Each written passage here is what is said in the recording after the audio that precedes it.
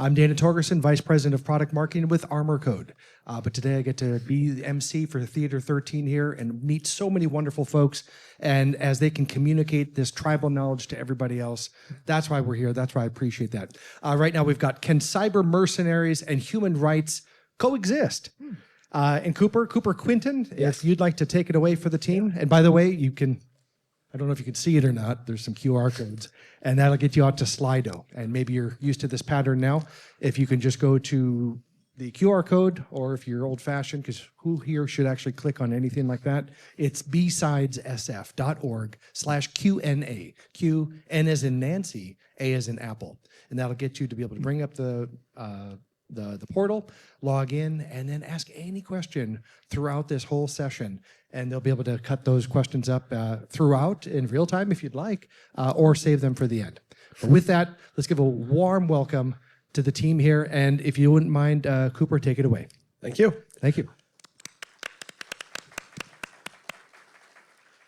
Hi, everybody. Thank you so much for coming to our panel, which is, can cyber mercenaries and human rights coexist? The answer is no. Thank you for coming to our panel. No, we'll go a little more in depth than that. As Dana said, my name is Cooper Quintin. I'm a senior staff technologist at the Electronic Frontier Foundation, where I've been for the last 10 years, working on starting out on Privacy Badger and now working on targeted threats against vulnerable populations. So anything from state-sponsored malware to street-level surveillance like cell site simulators, license plate readers, Celebrite, devices that clone our phones, all of those sorts of fun things. And I'm also a fellow at the Citizen Lab, the Monk School of Global Affairs at the University of Toronto, where I work on also state-sponsored malware targeting vulnerable populations such as activists and journalists all around the world. I'm here today with two of my colleagues, Bill Marczak and Eva Galperin, and I will let them introduce themselves. Oh, thanks for the lovely introduction, Cooper. Like Cooper, I also work with the Citizen Lab. I'm a senior researcher at the Citizen Lab at the University of Toronto's Monk School of Global Affairs, which I guess we're legally obligated to say the full name so we can get funding or something. But yeah, so I work on similar stuff to Cooper. So looking at I sort of define it in terms of what we call cyber mercenaries or mercenary spyware companies. So these are companies, some of which you might have heard of, like NSO Group, Paragon, Citrax, which sell spyware often exclusively to governments. And of course, they advertise it as stealth and untraceable. So in addition to using it to fight crime and terrorism, governments say, ooh, it's stealth and untraceable. We can go after political opponents, journalists, dissidents. And we've seen that time and time again around the world.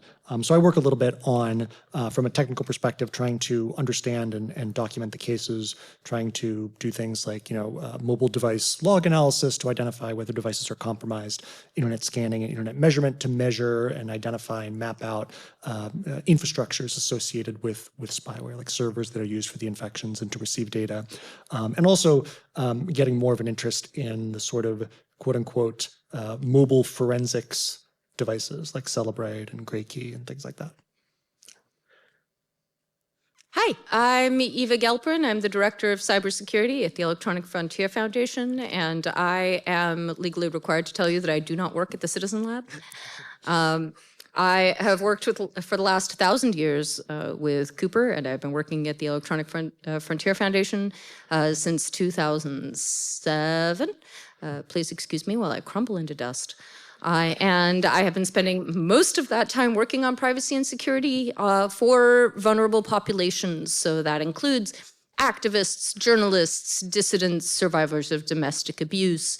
For the last, I would say, 15 years or so, Cooper and I have worked on tracking, government actors that are going after journalists and dissidents, especially EFF's clients, which we talked about earlier today in our Tracking the World's Dumbest Cyber Mercenaries talk, which should give you some idea of how smart we thought these guys were. And we have been working on this problem for a very long time, which on one hand is great because it means that we have a lot of knowledge of the history of the problem. And on the other hand is bad because this problem has been going on for a very long time and we have not single-handedly solved it. So this leads into the first thing I wanted to talk to you all about, which is, you did a bit of a definition of what cyber mercenaries are, but I think it'd be good to expand on that and talk about some of the type of work that they do. Are they all the same, or are there different ranges of cyber mercenaries? And what is sort of the nexus of all this? Like, what is the origin of this industry? Where does it go back to? So, I mean, the origin of the industry is essentially that people were a mistake, and computers also not a good idea. Governments, furthermore, very bad. This is my summary. Drop mic. Done. So the problem is that governments want data which is located on computers. Sometimes they are not able to get at that data simply by asking for it nicely. They are often not even able to get that data by filing a court order or going through any sort of valid judicial process. Sometimes they just want to grab the goddamn data off of the machine. And whether or not they are allowed to do this and how much oversight there is really varies from government to government and from state to state and indeed from jurisdiction to jurisdiction. But the problem remains the same. The government wants data. It is living on devices. Those devices can be mobile devices, which also have the sweet location data of everybody that, because you keep a tracking device in your pocket at all times. It also has all of your passwords and photos and communications on it. So governments are thrilled to get their hands on this. But also a bunch of devices, inside of other governments or at newspapers or belonging to journalists or dissidents. So how do you get your hands on this sweet data? One of the ways in which this is done traditionally is that you go to the people whose device this is, and you show up with a court order. You say, "Hand me the device so that I might analyze your data." Sometimes you're like, "Nah, I don't want to give them the opportunity to say no or hide information from me. I would like to surreptitiously pull data off of this device." Sometimes you go to a third party. For example, we are mostly not running our own mail servers, a horrible and dark art that almost no one practices anymore. And I so stopped many years ago. Yes, I myself gave up running my own mail server probably about 15 years ago. But there was definitely a point in my life where I just sort of looked out into the distance and went, I know sendmail.cf. Those days are gone. So now, if somebody would like to get their hands on their mail, they do not show up at your office with a warrant or a subpoena. They send it to Google, and Google then turns around and ideally sends it to you, but only if it does not come with a gag order preventing them from doing so. And so that's one other way in which you can get data. But again, if you are, say, an authoritarian country and you don't want to tip off the person that you are spying on and you would like to get data from their devices, you don't want to go through platforms that are owned by, companies in other states that might tip your target off. And what you really want to do is you want to surreptitiously install an implant on their device. Cyber mercenaries exist specifically to solve this problem. A lot of countries that originally had the ability to do this did not go to cyber mercenaries. What they did was they had a very well-developed intelligence apparatus. And as part of that intelligence apparatus, they had a bunch of very highly paid engineers who didn't get out much, who would write all of these implants and also keep them under very, very tight wraps. In more recent years, I would say like the last 15 years or so, what we really saw was the rise of a bunch of companies that said, how about if instead of developing a very expensive to maintain and create infrastructure of highly expensive engineers that may or may not know what they're doing, what if you just buy it from us? You can have turnkey tyranny. It would be great.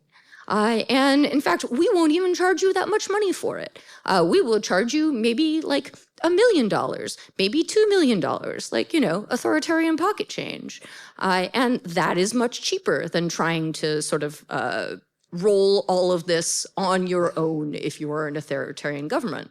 And one of the reasons for this is because the number of engineers that are sophisticated enough to write this malware on a level where it is unlikely to be detected is very low. And the more demand there is for those engineers, the more expensive they become.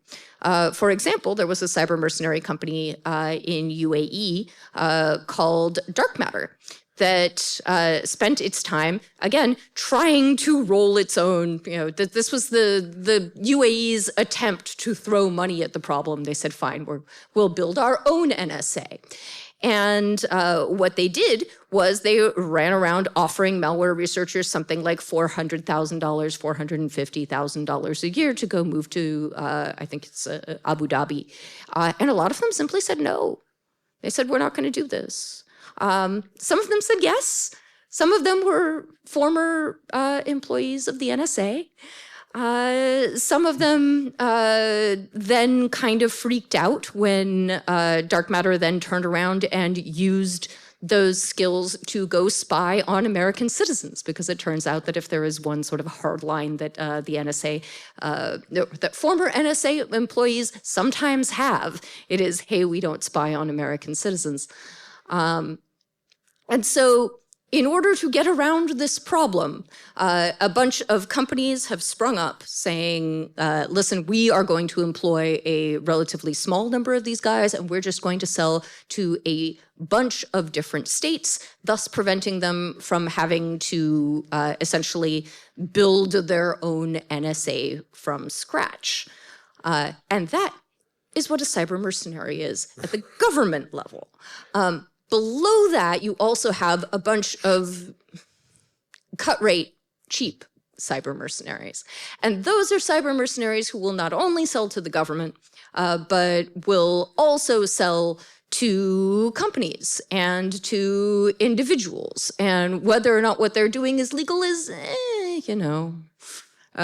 question. No, a lot of what they're doing is not legal.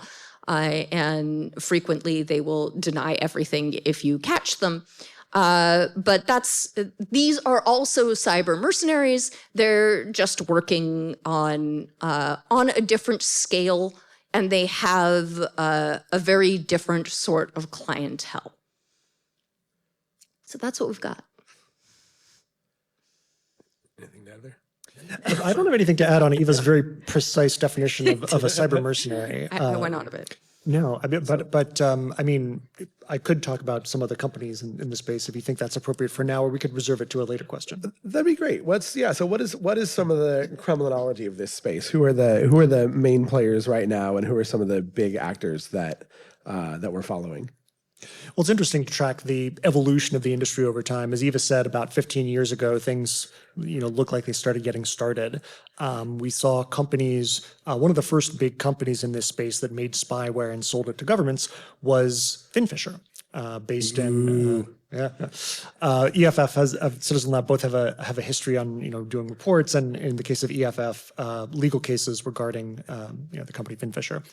So this was a company that came out of this. Well, I guess the main dude, Martin Munch, was a former, Linux developer or something. I don't know. Like he was some former, I guess what they refer to as, I don't know what the term is these days. He was a defensive security researcher, and then went on the offensive side, and said, hey, we can make money selling, hacking tools to governments.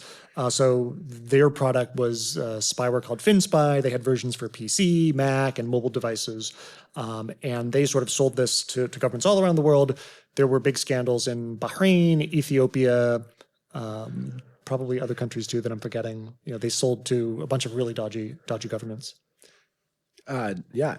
And so Finfisher was terrible, and there were also some follow-ups from them also in the same region. But we know all about NSO Group now is probably the most famous one that's come out of the modern era, and we have Paragon Solutions, which has eaten a lot of NSO Group's lunch, and I think a lot of their former employees as well, if I'm not mistaken.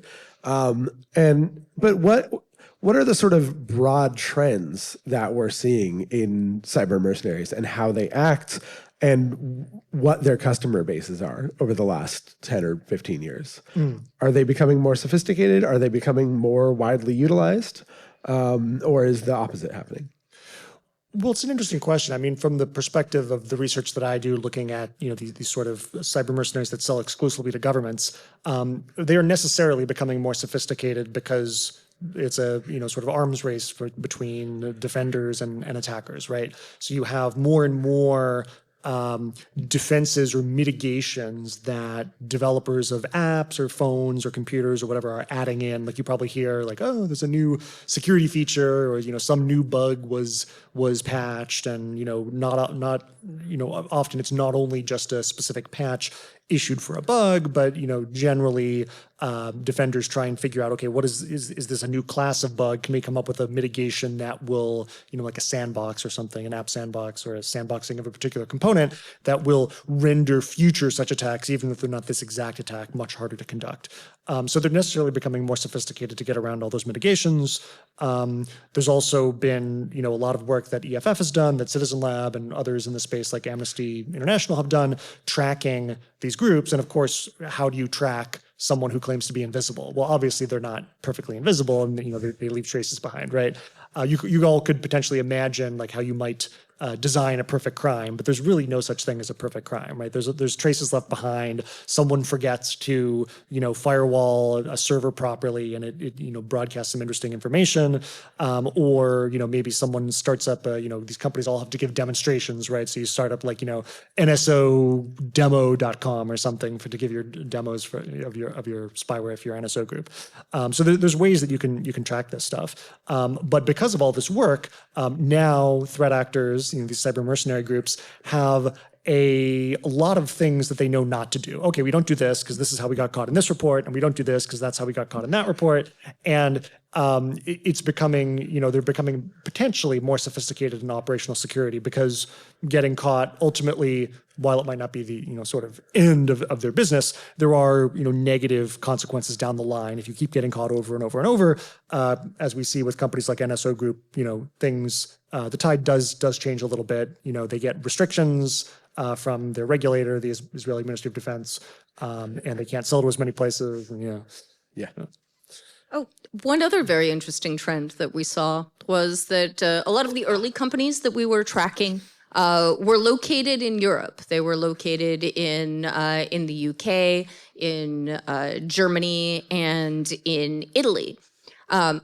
After that initial first wave of companies, the Finfishers and the hacking teams, we saw a migration to Israel.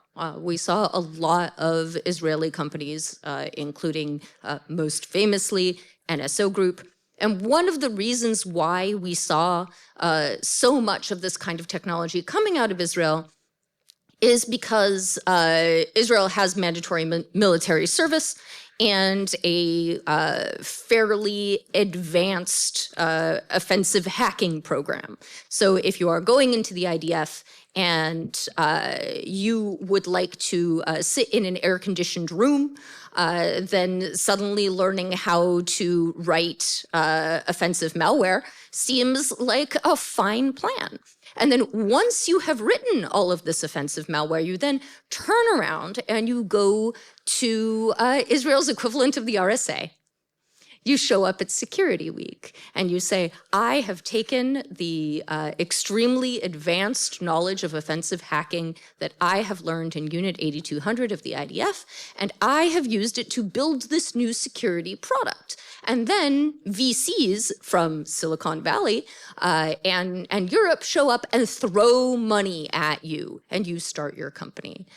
Israel actually does not have a particularly strong economy. It is not a place with a lot of opportunities to get a job, but if you are looking to work in offensive security, you can start a company and you can do fairly well. And so that's really the way in which the incentives are aligned.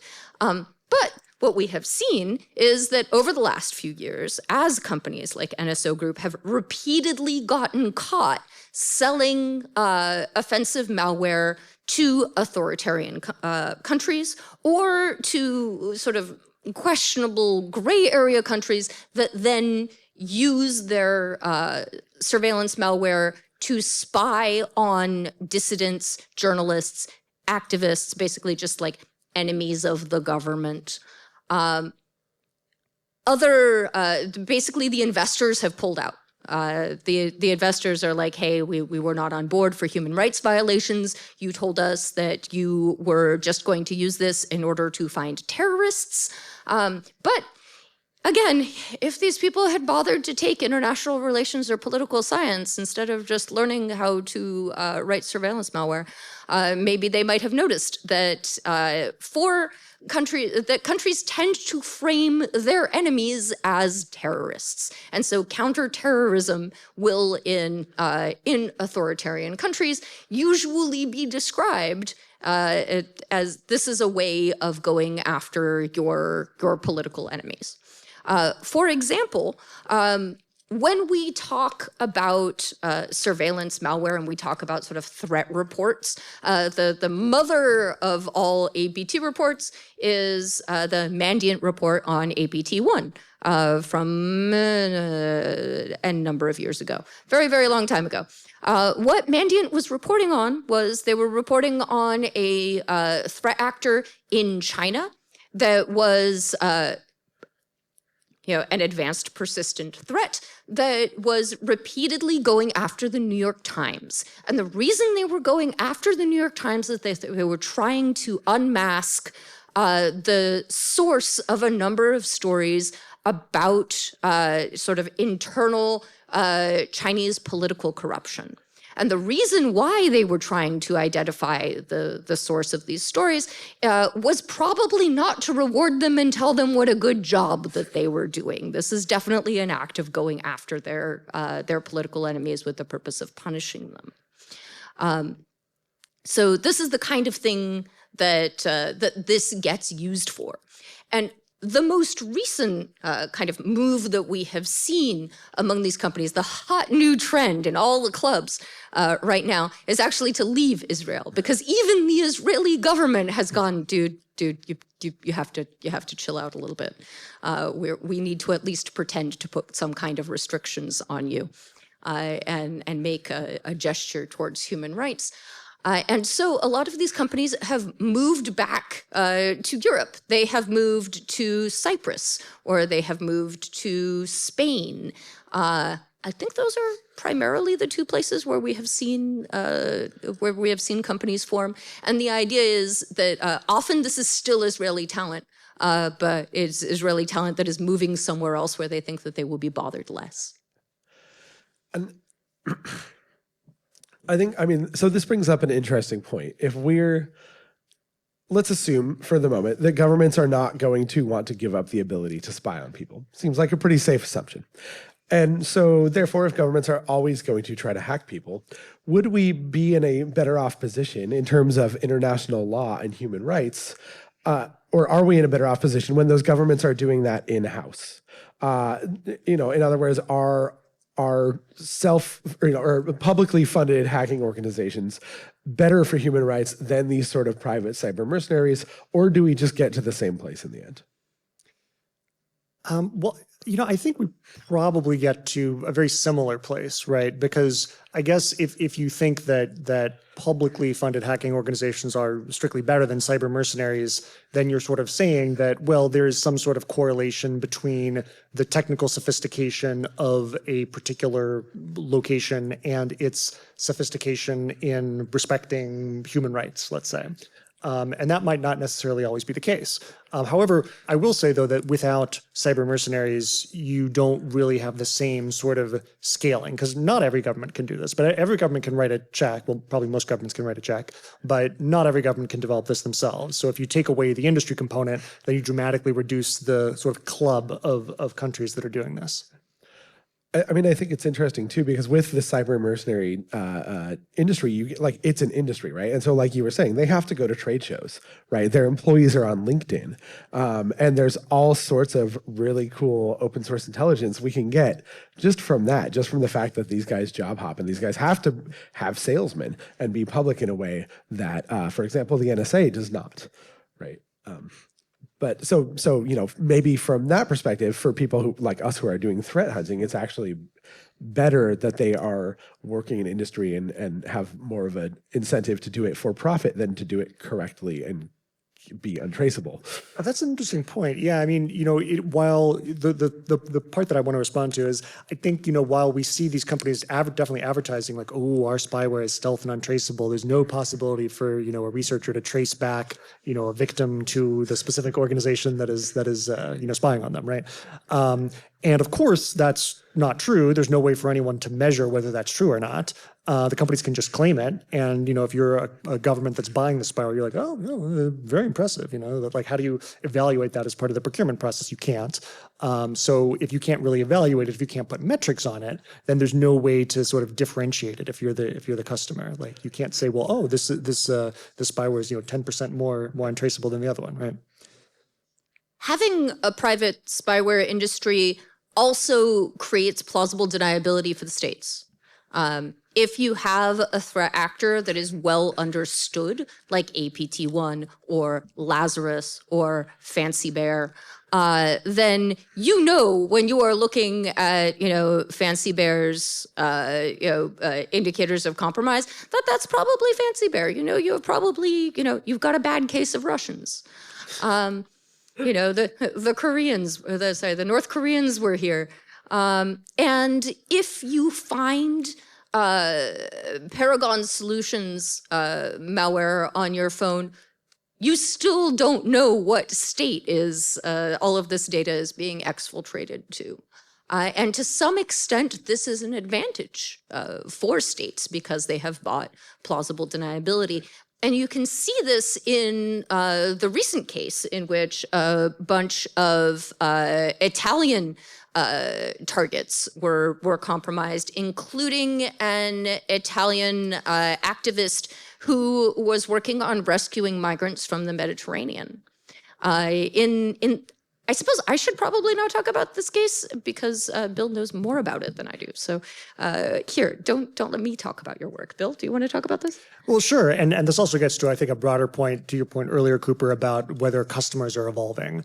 And I think, one of the interesting trends that we've seen more recently, and this is perhaps maybe just because researchers are getting better, is we've seen, the spyware scandals are no longer confined to the Bahrains and the Ethiopias of the world, countries which are not necessarily, role models for human rights. But, we're seeing more and more, quote unquote, Western democracies, right? We saw cases in Hungary with the Pegasus project. We saw cases in Spain where the Catalonian separatists were being spied on. We saw cases in Poland where the government, so they had a change in government and the new government is investigating, and they figured out, yes, the old government did spy on a ton of people in government, journalists, lawyers, et cetera. And now, most recently, as Eva mentioned, we have the cases in Italy, another quote unquote Western democracy. And I think it's really interesting, the sort of, it's easy, right, to imagine this is a sort of a problem of, authoritarian governments, there's sort of the good governments and the bad governments. You sell to the good governments, you're good. You sell to the bad governments, you have a problem. It's a little bit more complicated, right? It sort of depends on the mechanisms or means by which a particular government or an agency is exercising their power. Are they, respecting, the rule of law? Are they having good oversight? or are they, trying to implement more authoritarian practices, right? Where they're trying to, circumvent or skirt oversight measures to go after opponents. So this is a very, the Italy situation is actually quite interesting. There were kind of at least two clusters of cases that have gone public, right? There's the sea rescue cases, and there's also a case of a journalist who Francesco Cancellato, I believe, who went public as saying they had received this notification from Meta that they were targeted with Paragon spyware. And if you look at the reporting surrounding these cases in Italy, it's actually quite interesting. There's a sort of reporting about the sea rescue cases. Oh, well, the government sort of tacitly admitted, oh, well, this might have been legally authorized preventative security measures to, make sure that nobody was abetting illegal immigration. And they've been relatively silent on the case of the journalist. Of course, Italian law, specifically proscribes spying on accredited journalists. So I feel like we've made a pretty good case now that cyber mercenaries are not good for human rights. But to the can they coexist part of our question, is there, do you think, some framework, legal or otherwise, by which we could make cyber mercenaries and respect human rights to a greater degree? Or is this industry just inherently going to be a tool of governments to violate human rights and curtail freedom of expression?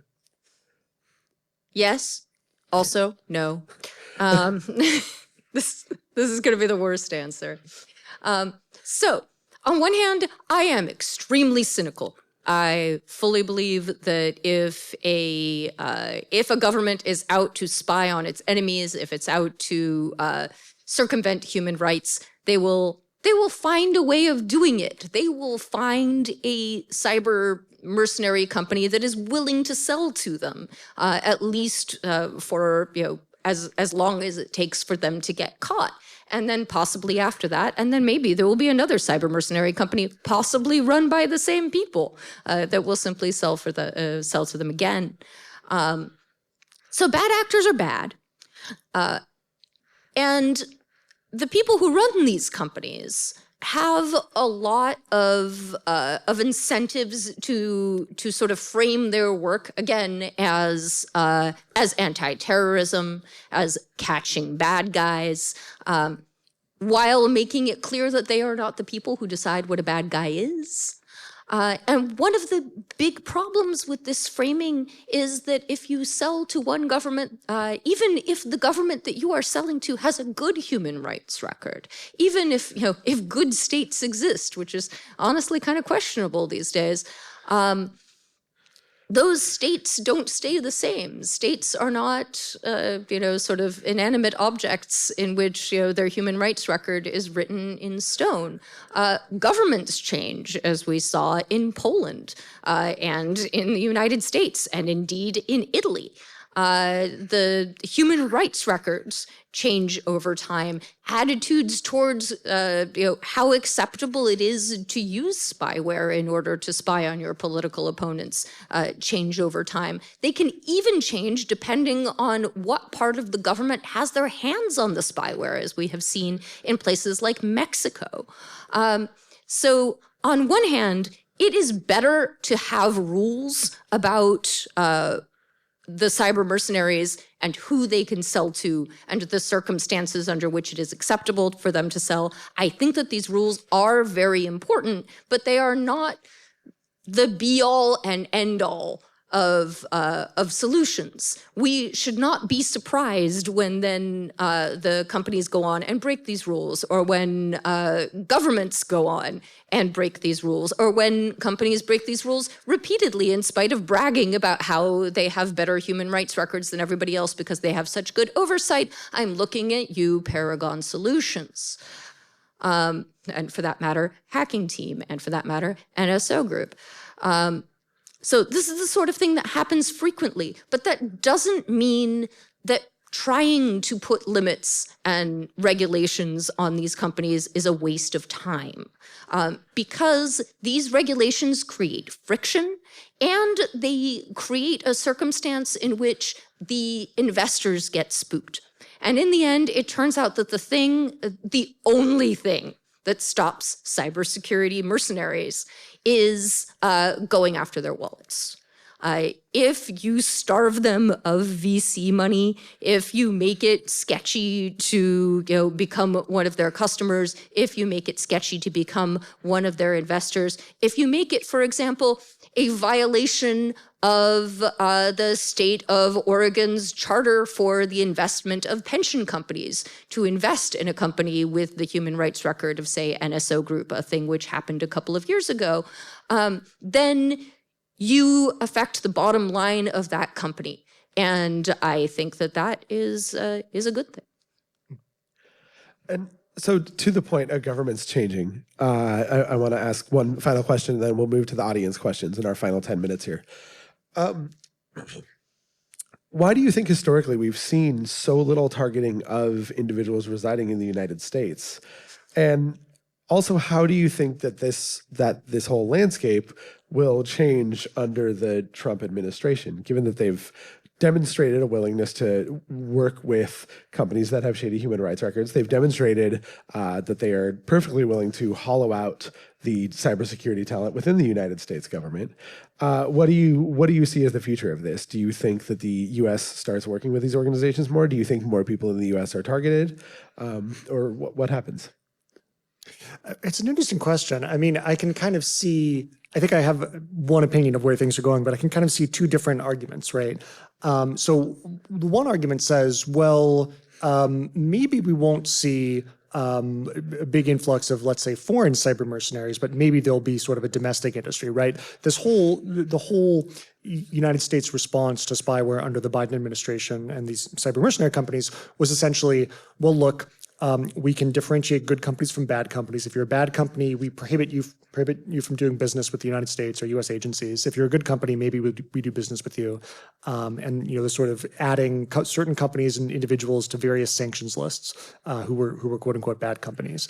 And of course, the cyber industry, the cyber offensive industry, accused the Biden administration by basically saying, well, look, you're only really doing this so you can shore up the domestic U.S. cyber industry. You just want to hurt other companies' cyber industry so you can be the big dog in town, right?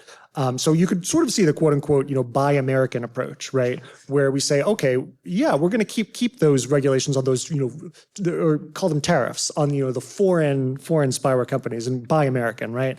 So maybe there'll be sort of more of a domestic industry that springs up. But I suppose it's also equally possible and perhaps more likely that, the sort of deregulatory approach is the bigger impact and, fewer regulations on buying spyware. So more people just go for it.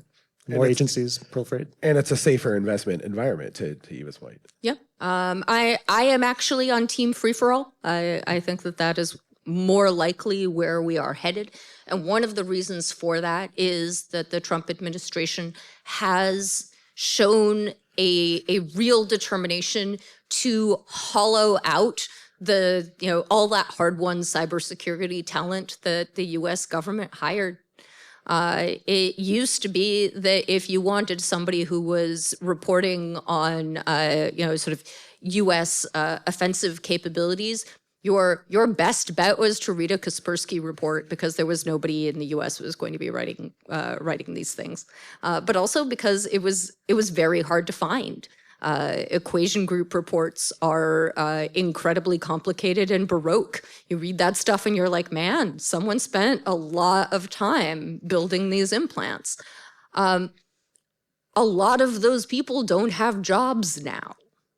And I think that the Trump administration has shown a strong tendency to embrace simple turnkey solutions from certain actors within Silicon Valley. And I think that this will be a big investment opportunity for local Silicon Valley companies to spin up their equivalent of these kinds of cyber mercenary companies and use them to replace the things that we used to rely on the FBI and the CIA and the NSA to do. How good are they going to be?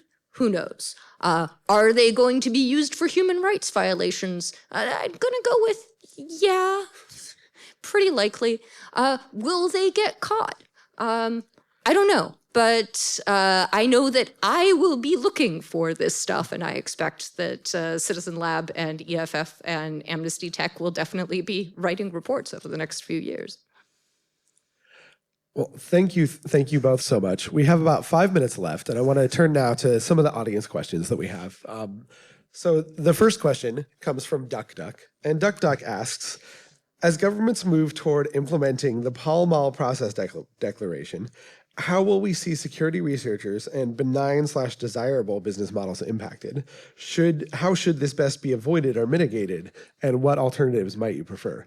I'm going to be honest, I'm not familiar with the Pall Mall declaration. So maybe you can explain that a little bit and then answer yeah. So the Pall Mall process is one of these quote unquote multi-stakeholder processes designed to, achieve some sort of international agreement on what rules should be applied to the offensive cyber industry. It's sort of like international, like many types of international law, right? The direction that this goes in is not necessarily, the silver bullet, right? That's going to stop all sorts of bad stuff from happening, but sort of like what can we all agree on? We got a lot of different people in the room, a lot of different perspectives. What is the thing that we're going to produce at the end? And the thing that they're going to produce at the end, I think, is sort of looking more like a voluntary code that folks are going to sign on to. And the code will, say like, oh, you should do this, you shouldn't do this. I haven't read, I think, the last iteration of what the code is. But I think in the long run, it's important, as Eva said, to have these processes. Am I optimistic that the Pall Mall process will, totally solve the issue? No. But I think it's good. You need both the sort of action of these, big multi-stakeholder groups, and also individualized action, like we saw with the Biden administration, with the, designation of irresponsible actors and things like this. Okay. So the next question, I think this is an interesting question. This comes from Anonymous, who's asked a lot of questions today. What are your thoughts on orgs that are considered cyber mercenaries simply for the fact that their end game is to defend marginalized international communities? Oh, it jumped in the. For example, the Anonymous Hackers org, who claim to be peaceful protesters. Is that a gray area, or is there? I think to rephrase the question, is there room for offensive cybersecurity, which comes at the mission of defending people who are at risk? And do they count as cyber mercenaries, or do we think of them as somehow different? Cyber mercenaries get paid. That's how mercenaries work. I think that is really essential to the definition. That is why the word mercenary is in there, because these are companies, because somebody writes a check in order to target the people that they want to target. And in that sense, these groups simply don't meet the definition. That doesn't mean that everything they do is always great, but it does mean that they're a very different kind of animal. Yeah, to emphasize that point, I think, back in the sort of early days of cybersecurity, right, we saw a lot of very sophisticated techniques employed by people working for free in their spare time. People who wrote the early internet worms, right, that were able to infect millions, or I don't know, however many computers were on the internet at that time, in their spare time, right? They didn't, they could, that was tractable to do in your spare time. Nowadays, given the increasing complexity of everything, you need not just one, genius doing this or whatever. You need a team of people, and they need to spend more than just their spare time. So you need money, basically. You need someone to be writing a check for the sophisticated stuff to happen. And with our last couple of minutes here, Anonymous also asks if we can call out some of the local Silicon Valley companies that are engaged in human rights violations currently. Palantir. What's Lucky Palmer's company? Palmer Lucky? Oh, I've blocked it out. Andrew. Thank you. Yeah, Andrew. I think Andreessen Horowitz funds many companies that violate human rights. And then there's the entire defense industry as well. Yeah, not a fan. We can skip it. Do we have anybody else we want to call out while we're here? No? Yeah, I think primarily, while we do have a lot of companies in the US, but a seriously repeated shout out to Palantir, that are excited about selling products to the US government that enable them to do greater and more powerful and invasive surveillance of the administration's many and varied enemies. I think that one of the things that we really need to watch out for is that these companies that keep getting caught selling spyware to governments that spy on their enemies are largely funded by VCs that are located in the US. And I think that those are the people that we need to keep a particular eye on, because if we can starve these companies of venture capital, then it will be much harder for them to exist. Great. So I think I have like 30 seconds left in which I will quickly answer one final question, which is, what do you advise individuals, et cetera, journalists, private companies, or local governments to do when they discover that they've been targeted by mercenary companies like this and been targeted by malware this? What I advise them to do is contact EFF or Citizen Lab or Access Now or Amnesty International or one of the many nonprofit organizations that are doing this. And so the final part of the question was, especially when those are located in countries that the US or US investigations or law enforcement won't work with. And the answer is to reach out to us. Thank you all so much for coming to this panel. Thank you, Eva Galperin and Bill Marczak, for answering these questions. And I hope to see you all at the party later and have a lovely evening. Thank you. Well done. Thank you. Thank you, folks, for coming. We've got a happy hour starting at 5:30, sponsored by Wiz, up on the 4th floor. Please go have a lovely time. It literally says that, so I have to say that.